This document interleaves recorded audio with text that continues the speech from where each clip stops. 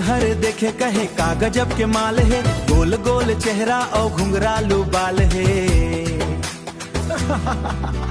जिन हर देखे कहे का गजब के माल है, नैना के जादू और गाल गुलाल है। तो का करे जाए भैया, दबा दिया जाए।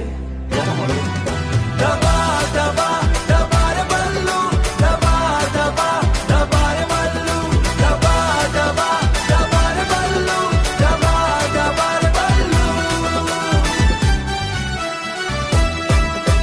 टूरी के उम्र है 17 रे, देखे म लागे करंटा रे। हंसते थे जैसे बिजली चमके, घायल हो जाते जनता रे। कमर लचकाए बाजार मायावे, देख के सबके नींद उड़ावे। धीरे धीरे आँखी मारे, दिल सीधे पार लगावे। जिन हर देखे कहे का गजब के चाल है, रूप के जादू और मीठे बोल चाल है। अरे वो तो निकल गई भैया, अब का करे जाए। दबा बल्लू,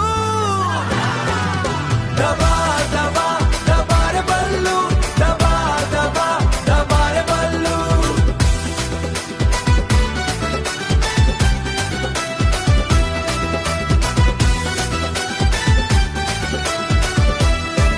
काकर बनही जिए दुल्हनिया कोन लाही बरतिया, मोर सपना में रोजे आवे लगथे मोर संग किस्मतिया।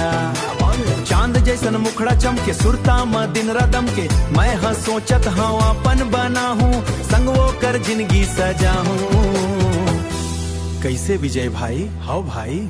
जिन हर देखे कहे का गजब के माल है, माल है। गोल गोल चेहरा और घुंघरालू बाल है। जिन हर देखे कहे का गजब के माल है, देखे बर पूरा मोहल्ला बेहाल है। तो का करे जाए भैया, दबा दिया जाए।